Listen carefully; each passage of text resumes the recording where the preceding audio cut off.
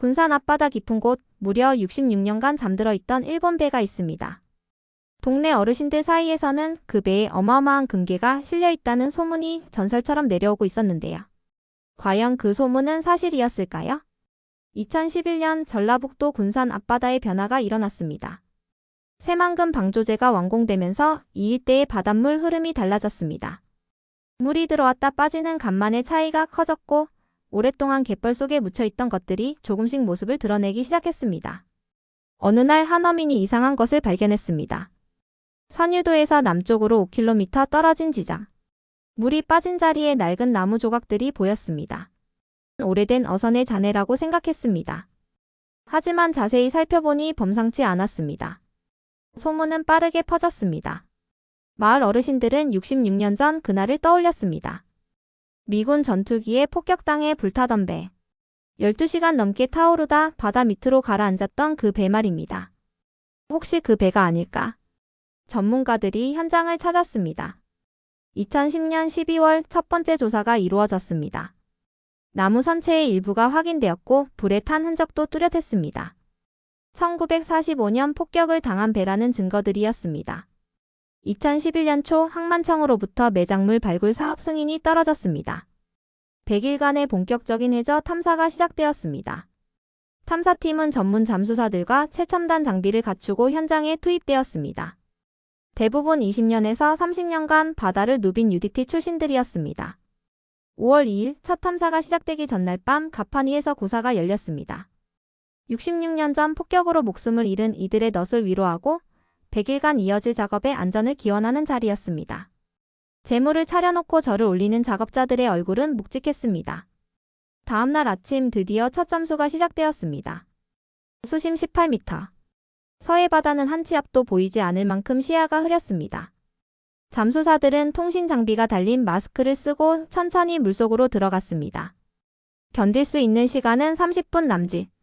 하루에 6명이 교대로 작업했습니다. 첫날 잠수사가 수면 위로 올라왔습니다. 배는 확인했습니다. 하지만 시야가 전혀 나오지 않습니다. 갯벌이 문제였습니다. 66년간 쌓인 뻘이 선체를 두껍게 덮고 있었습니다.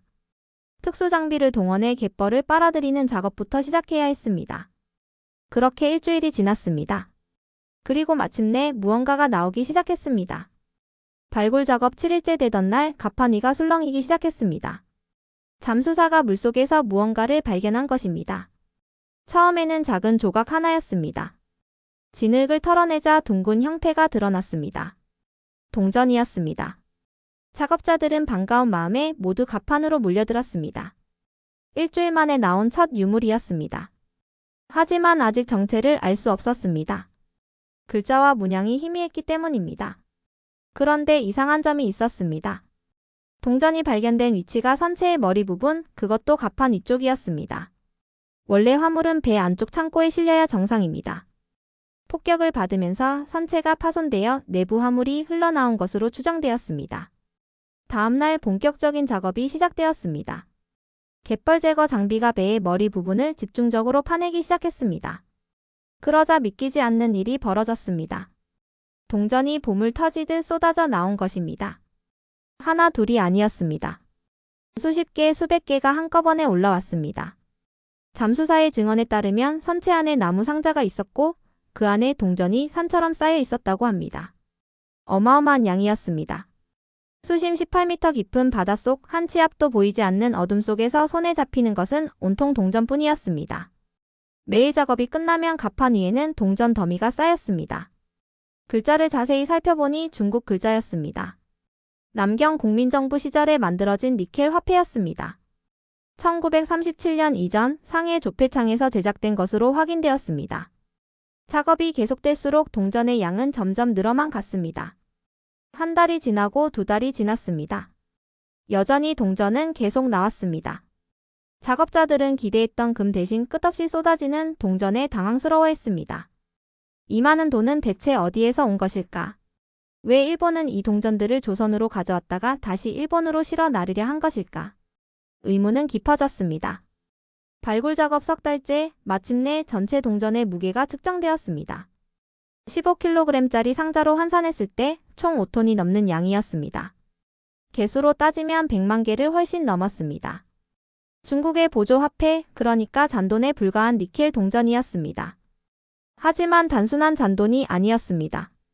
니켈은 전쟁 무기를 만드는데 꼭 필요한 희소 금속이었습니다.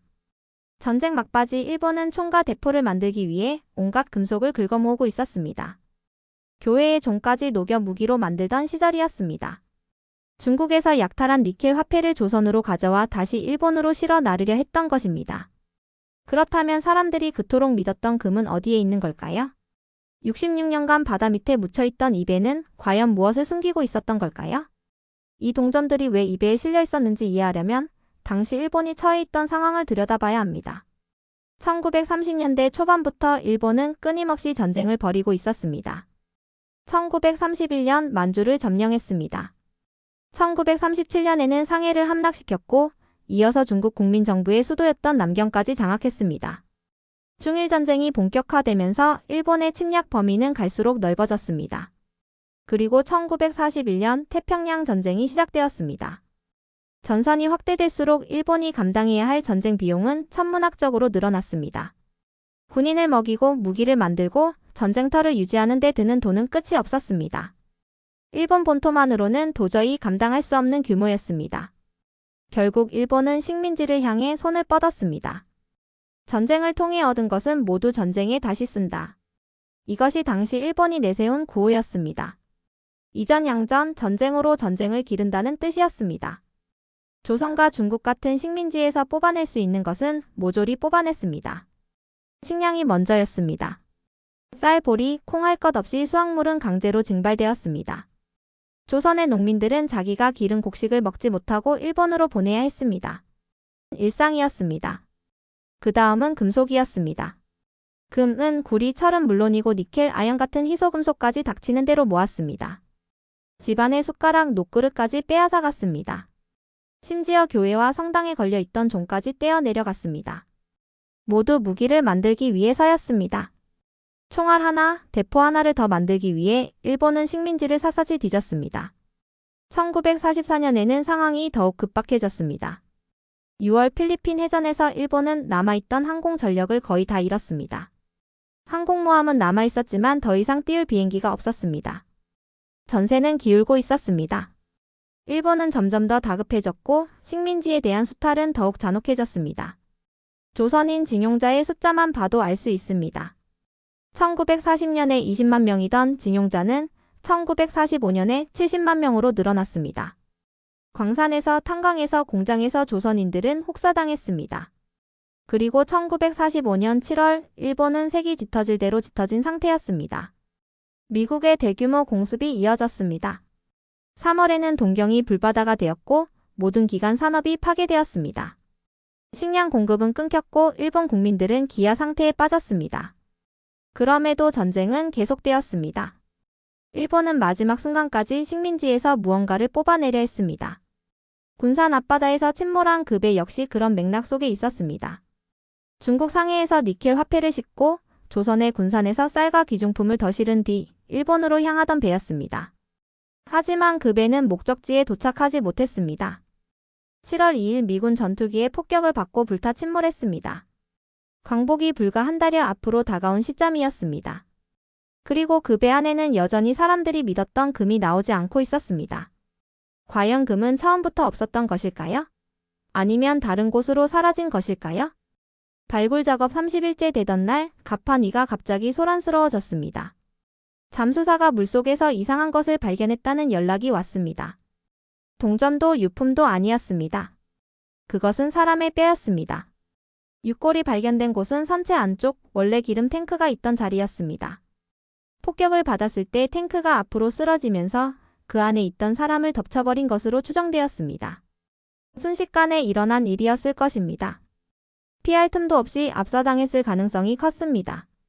66년 만에 세상 밖으로 나온 육골이었습니다. 작업은 잠시 멈췄습니다. 작업자들은 말없이 육골을 바라보았습니다. 누군가의 아들이었을 것이고 누군가의 남편이었을 것이고 누군가의 아버지였을 사람입니다. 그렇다면 이 사람은 누구였을까요?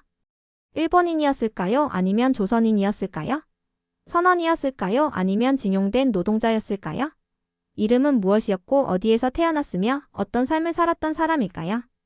답을 찾기 위해 일본으로 향했습니다.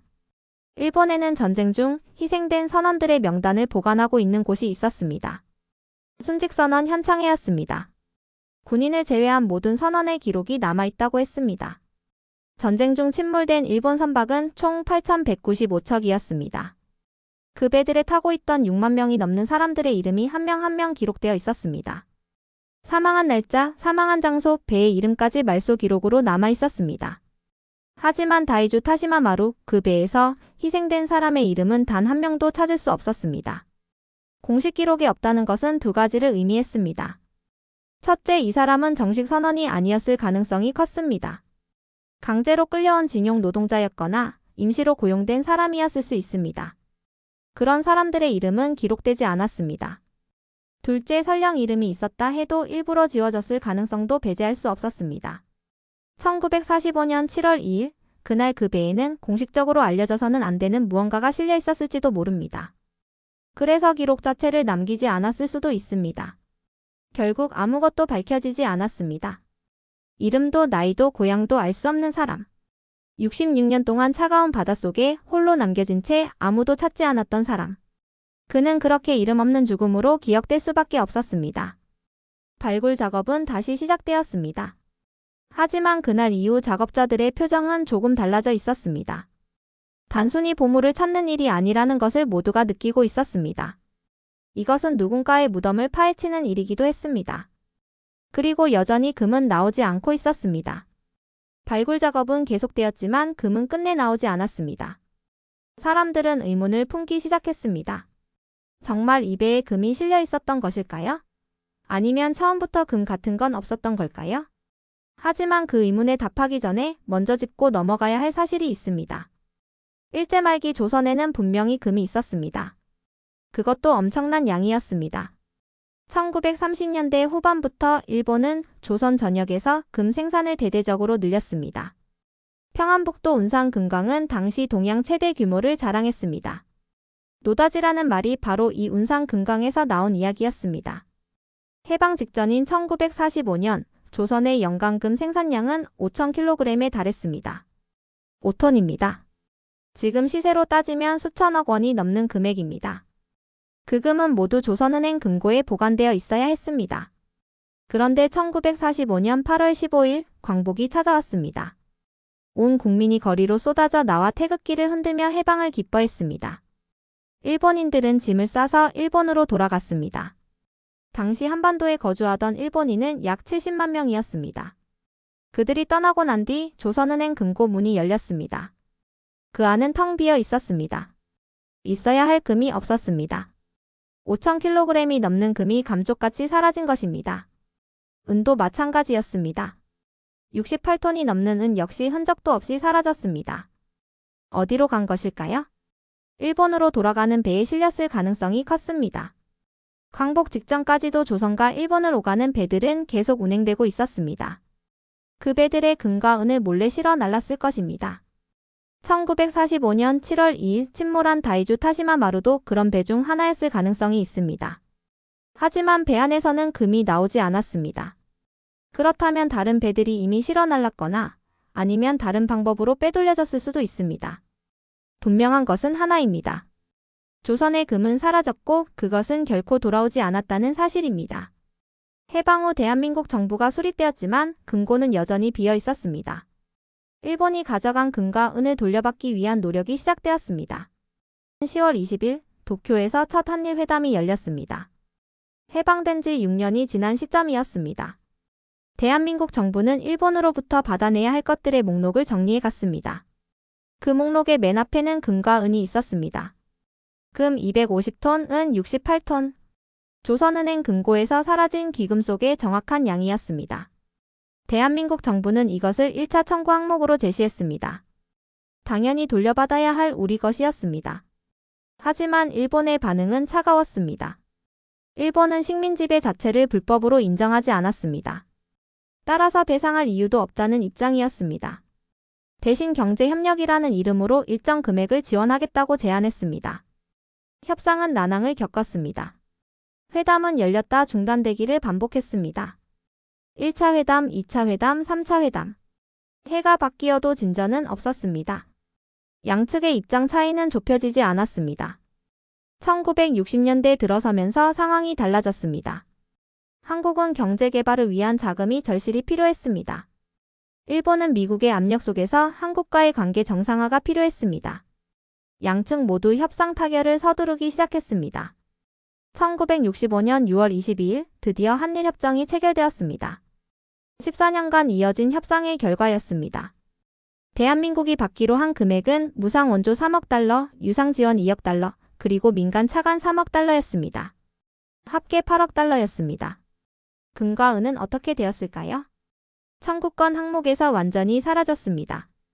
협정문 어디에도 금 250톤, 은 68톤에 대한 언급은 없었습니다. 청구권은 소멸되었고 더 이상 요구할 수 없게 되었습니다. 당시 금 250톤의 가치는 얼마였을까요? 1965년 기준으로도 수억 달러에 달하는 금액이었습니다. 현재 시세로 환산하면 13조 원이 넘습니다. 하지만 그것은 단순히 돈의 문제가 아니었습니다. 그 금은 조선 땅에서 캐낸 것이었습니다. 운상 금강에서 전국의 크고 작은 광산에서 조선인들이 땀 흘려 캐낸 금이었습니다. 일제 말기 전쟁 물자를 마련한다는 명목으로 강제 증발된 금이었습니다. 집안의 금부치를 모두 내놓아야 했던 시절의 금이었습니다. 그 금이 일본으로 건너갔고 광복 후에도 돌아오지 않았습니다. 그리고 1965년 협상 테이블에서 영원히 사라졌습니다. 법적으로 청구할 권리 자체가 소멸된 것입니다. 협정이 체결된 후에도 논란은 계속되었습니다. 많은 사람들이 협상 내용에 대해 의문을 제기했습니다. 왜 금과 은에 대한 청구를 포기했는지, 왜 8억 달러로 모든 것을 정리했는지, 협상 과정은 정당했는지에 대한 질문들이었습니다. 하지만 협정은 이미 체결되었고 되돌릴 수 없었습니다. 조선의 금은 그렇게 완전히 사라졌습니다. 법적으로도 역사적으로도 더 이상 찾을 수 없는 것이 되었습니다. 군산 앞바다의 침몰선에서도 금은 나오지 않았습니다. 2011년 7월 24일 발굴 작업이 시작된 지 석 달째가 되었습니다. 갯벌을 덮고 있던 흙은 대부분 제거되었고 선체의 내부가 서서히 드러나고 있었습니다. 작업자들은 마지막까지 희망을 놓지 않았습니다. 혹시 화물칸 깊은 곳에 금이 숨겨져 있을지도 모른다는 기대였습니다. 하지만 화물칸을 열었을 때 그곳은 텅 비어 있었습니다. 갑판 위에는 그토록 많은 동전이 쌓여 있었는데 정작 물건을 실어야 할 화물칸에는 아무것도 없었습니다. 폭격을 받으면서 내용물이 모두 바다로 흘러나갔거나 애초에 실리지 않았을 가능성이 컸습니다. 며칠 뒤 선체를 해체하는 마지막 작업이 시작되었습니다. 무거운 엔진이 크레인에 매달려 천천히 물 밖으로 올라왔습니다. 66년 만에 세상 빛을 보는 야키다 엔진이었습니다. 작은 선박에 쓰이던 낡은 엔진. 녹슬고 부식되었지만 그 자체로 세월의 흔적을 담고 있었습니다. 그리고 그날을 기억하는 다른 물건들도 나왔습니다. 불에 탄 나무 조각들, 포탄 파편에 박힌 동전들, 누군가 사용하던 지갑과 잉크병, 망원경. 그리고 폭격으로 멈춰버린 시계.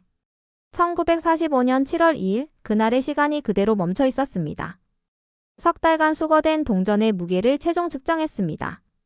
약 5톤. 100만 개가 훨씬 넘는 양이었습니다. 니켈로 만들어진 중국 주화. 전쟁 무기를 만들기 위해 약탈한 금속이었습니다. 하지만 사람들이 그토록 믿었던 금은 끝내 나오지 않았습니다. 발굴 작업은 그렇게 끝이 났습니다. 수거된 모든 유물은 군산지방해양항만청으로 옮겨졌습니다. 매작물 발굴 승인을 받은 만큼 모든 물건은 국가에 신고하고 보관해야 했습니다. 니켈 주화들은 당분간 항만청 창고에 보관될 예정이었습니다. 8월 어느 날 탐사선 위에서 조용한 제사가 열렸습니다. 이름도 없이 침몰선과 함께 바다에 묻혔던 그들을 위한 자리였습니다. 재물을 차려놓고 절을 올렸습니다. 작업자들은 말없이 고개를 숙였습니다. 66년 만에 세상 밖으로 나온 이들을 위로하는 시간이었습니다. 좋은 곳으로 가시기를 바라는 마음이었습니다. 이제라도 편히 쉬기를 바라는 염원이었습니다. 제사는 늦은 밤까지 이어졌습니다. 100일간의 발굴 작업은 그렇게 마무리되었습니다. 금은 나오지 않았습니다. 사람들이 기대했던 보물도 없었습니다. 하지만 그 배는 우리에게 많은 것을 말해주었습니다. 5톤의 동전은 전쟁의 광기를 보여주었습니다. 이름 없는 육골은 잊힌 희생을 증언했습니다. 불에 탄 선체는 그날의 폭격을 생생히 기억하고 있었습니다. 바다 밑에 묻혀있던 것은 단순히 배 한 척이 아니었습니다. 그것은 우리가 잊고 살았던 역사였습니다. 사라진 금, 빼앗기는, 강제로 끌려간 사람들, 그리고 돌려받지 못한 청구권. 모두 우리가 기억해야 할 이야기들이었습니다. 침몰선은 66년의 침묵을 깨고 우리에게 말을 걸어왔습니다. 잊지 말라고, 기억하라고.